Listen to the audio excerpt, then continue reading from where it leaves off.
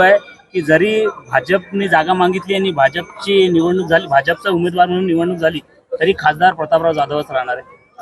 म्हणजे तुम्ही भाजप हे बघा, तो विषय नाहीये. महायुती आमची एक संघ आहे. मग भाजपवर जर जाऊन मला त्या ठिकाणी उभं करायचं असेल तर मग ही जागा शिवसेनेला सुटेल.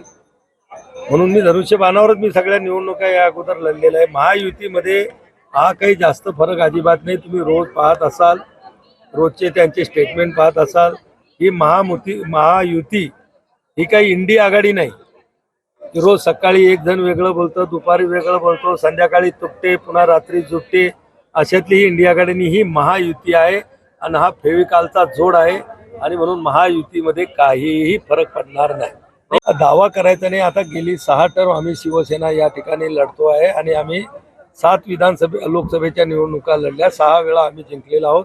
साहजिकच आमचा त्या ठिकाणी दावा असणं, आमच्या कार्यकर्त्याचा दावा असणं साहजिक आहे. पण असं नाही की शिवसेनेचा दावा आहे म्हणजे दुसऱ्या पक्षांनी दावा करू नये. हा प्रकार त्याचा अधिकार आहे. वरिष्ठ जो निर्णय घेतील तो मान्य करून पुढची वाटचाल करणं हे आमचं कार्यकर्ता म्हणून आमचं कर्तव्य. लोकांना होता, विरोधी पक्षाच्या लोकांवरच होते. उद्धव ठाकरे सुद्धा बोलतात, आज राज ठाकरे सुद्धा बोलले, त्यांनी सुद्धा प्रश्न उपस्थित केलाय ईडीच्या कारवाई संदर्भात. हे बघा, ईडीची कारवाई जर करायची असती तर मग उद्धव साहेबांवर ईडीची कारवाई झाली असती किंवा राज साहेबांवरही झाली असती. ईडी ही एक स्वतंत्र यंत्रणा आहे.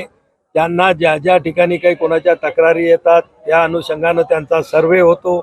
सर्वेच्या माध्यमातून त्यांना त्या ठिकाणी पुढं भ्रष्टाचार झाला असेल, अपहार झाला असेल, पैशाचा त्या ठिकाणी गैरव्यवहार झालेले असतील तर अशा ठिकाणी त्या ठिकाणी ईडी चौकशी करते आणि जे दोषी असतील त्यांच्यावर कारवाई करते. मला वाटते जे दोषी नाहीत त्यांनी घाबरण्याचं काही कारण नाही.